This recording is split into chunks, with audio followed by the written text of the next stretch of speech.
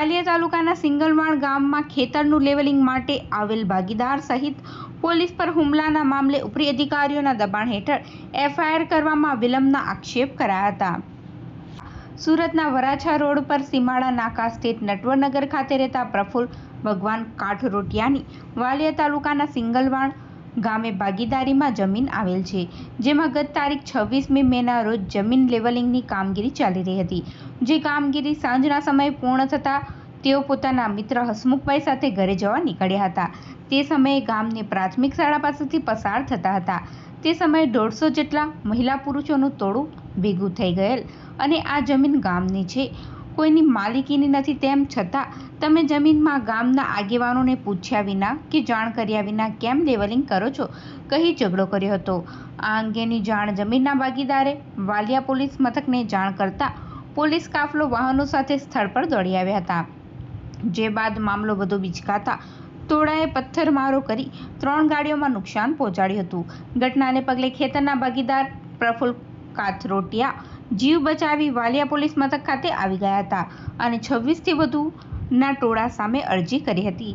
સાથે આટલી મોટી ઘટના બાદ ઉપરી અધિકારીઓ કોઈપણ દબાણ હેઠળ એફઆઈઆર નોંધવામાં વિલંબ કરી રહ્યા હોવાના આક્ષેપ કરાયા છે.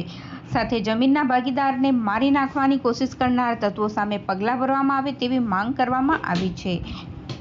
મોજે સિંગલવાણ તાલુકો વાલિયા જિલ્લો ભરૂચ ને અમારી ખેતીની જમીન છે, જે અમે ખેતીની જમીન લેવલિંગ કરતા હતા અને લેવલિંગ કરતા સમયે અમે સાંજે 4 વાગે લોકો ભેગા થવા માંડ્યા એટલે પોલીસને જાણ કરી એટલે પોલીસ આવી અને એવું લાગ્યું કે આમાં આપણે શાંતિપૂર્ણ નીકળી જાય એટલે પોલીસની વાન આગળ રાખી અને અમે પાછળ નીકળ્યા તો લોકોએ પોલીસની વાનને ઘેરીને અમને ઘેરી અને પથ્થરમારો કર્યો તો અમે અમારી જીવ બચાવીને ભાગી આવ્યા અને પોલીસ સ્ટાફે એને સમજાવવા ઘણી કોશિશ કરી અને પોલીસની ગાડીને પણ આગળ પાછળના બંને કાચ તોડી નાખ્યા છે અને અમારી બંને ગાડીઓના કાચ બી તોડી નાખ્યા છે અને ગાડીમાં ઘણું નુકસાન કર્યું છે. અમે અમારો જીવ બચાવી અને ભાગીને પોલીસ સ્ટેશન આવ્યા છીએ અને હાલ અમારી ગાડી વાલિયા પોલીસ સ્ટેશનમાં પડેલી. કેટલા પોલીસ કર્મીઓને અને કોને કોને વાગ્યું છે?